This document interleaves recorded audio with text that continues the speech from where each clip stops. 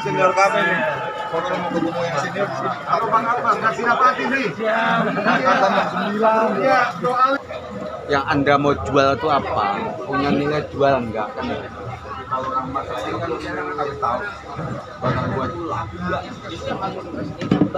Kalau lihat CV-nya, saya yakin bahwa sampean sudah punya kompetensi lah itu baik secara organisasi maupun supaya tidak berpanjang lebar. Ini Mas Antoni yang akan bicara. Silakan Bang. Baik, Paguyuban Daksinapati ini setiap 3 tahun kongres. 3 tahun sebelumnya itu udah 2019, rencana kita tahun ini.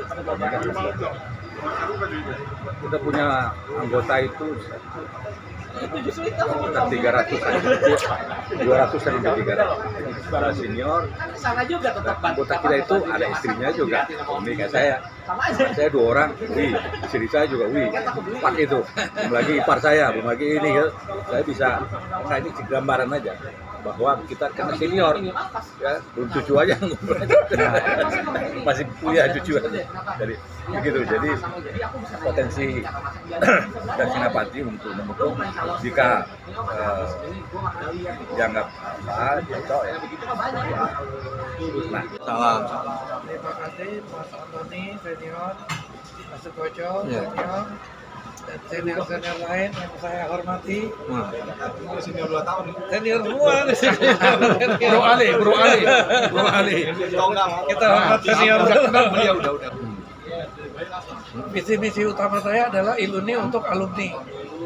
Jadi kita nggak mau seperti yang lalu, misalnya ada dana 30M sumbang ke provinsi yang bencana misalnya kan, diserahin ke gubernur, selesai gitu. Cuman ada fotonya aja, kita cuma ngeliat gitu. Kalau saya nanti dana seperti sebanyak itu, tetap masyarakat akan kita kasih mungkin 50%. 50% kita kerahkan Menwa, Mapala, Pramuka, semuanya sebagai relawan, nanti semua ada budgetnya. Ya kan? Semua ada budget, kan nggak mungkin relawan itu cuman kerja bakti kan, sekarang semua ada hitungannya gitu kan. Daripada mereka saya yang dengar mereka minta sponsor nggak di-approve, dan pergantian dari ketua Iluni lama ke yang baru saldo cuma 15 juta. Sekarang jalan lagi, masa uang banyak mau perhatian lagi cari dana lagi, habis lagi gitu. Sayang sebenarnya kan. Sementara senior-senior kita ini minta kur 10 juta aja ditolak. Iya Mas, nggak apa-apa ya. Daripada dana ini, kan kalau ngasih BLT misalnya ke Depok 300 juta, itu ada kan? BLT 300 juta. BLT kan sebenarnya pemerintah yang mesti ngasih. Cuman kita bukan mengabaikan masyarakat tetap, tapi 50%-nya kita kasih ke alumni yang perlu juga gitu. Karena alumni kan juga bagian dari masyarakat, Mas. Nah, saya cukup terkejut penjelasan Mas Antoni bahwa Daksinapati mau dijadikan cagar budaya. Saya juga kebetulan ada yang ngajak ke Wisma Rini. Wisma Rini ini katanya udah jelek benar, udah rusak, udah segala macam. Padahal tempatnya kan di Otista strategis, ya kan? Saya berharap seperti yang ini yang akan kita coba terjun ke dalam. Jadi bukan cuma mendukung atau beli saham yang lebih worth it, yang perlu disupport Pak. Alumni senior yang terus terang, kalau udah senior kan kerja juga udah sulit ya Pak ya. Udah sulit, yang paling mudah adalah wirausaha. Dan saya kebetulan waktu itu mau ambil tempat Pak untuk bikin saingannya M-Block Pak. M-Block yang di Blok M, saya lagi negosiasi tempat yang gede juga di sudut lain. Bedanya kalau M-Block ini kan anak kuliah yang ordinir Pak, nyari tenan bayar ke landlord. Nah kalau saya nanti rencananya saya jadi tenannya, mereka profit sharing ke saya sebagai landlord. Saya bikin yang saya mau buat mempermudah tenan Pak.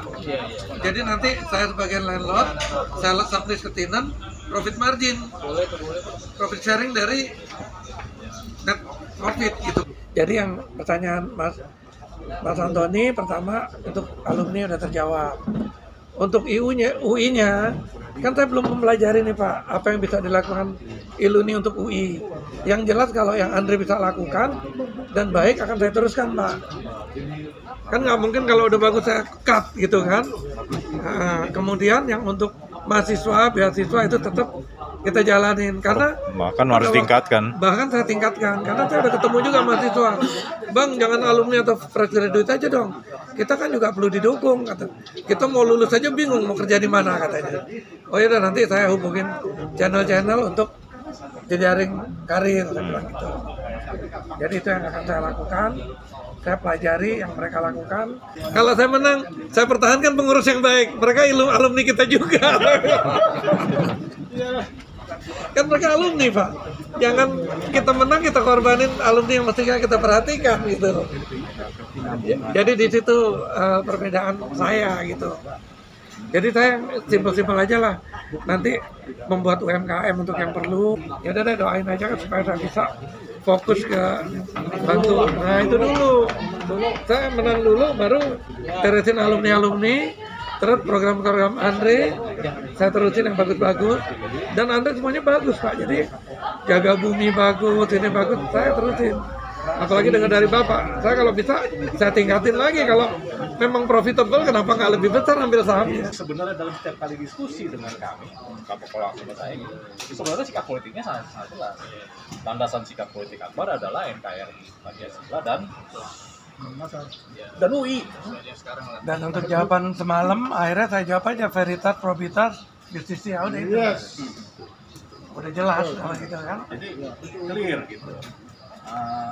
Dan ternyata tujuan dari sekarang. Jadi kalau mau menyambut seperti apa iya, yang betul. harapan ini bukan pertama kali kami dengarnya gimana menempatkan nantinya ada alumni UI yang bisa memimpin negara. Artinya UI menjadi pemberi warna pada negara. Sebagai alumni Fakultas Ilmu Budaya, Akbar memilih apa yang kami sebut sebagai jalan budaya. Apa itu? Sebenarnya kami sudah menunjukkan itu. Ketika kesempatan debat kemarin yang pertama, orang diberi kesempatan yel-yel, kami kondisikan yang ada di situ semua dengan menyanyikan himne UI. Itu pendekatan kebudayaan. Jadi kami sentuh sebuah kesadaran. Ini kita orang UI. Bukan berangkat dari pikiran kebutuhan yang luar ke dalam. Enggak. Banyak yang terharu tuh Pak. Iya. Kita berdiri himne UI, diam semua. Ini pendekatan seperti itu yang kami sebut sebagai jalan kebudayaan. Nah itulah yang akan dijalankan. Buku Asramaku Indonesia itu menyangkut asrama Diksenapati saya serahkan kepada calon ketua alumni. Semoga sukses. Terima kasih Pak Alumni, mohon doanya supaya berhasil supaya Oke. Sip.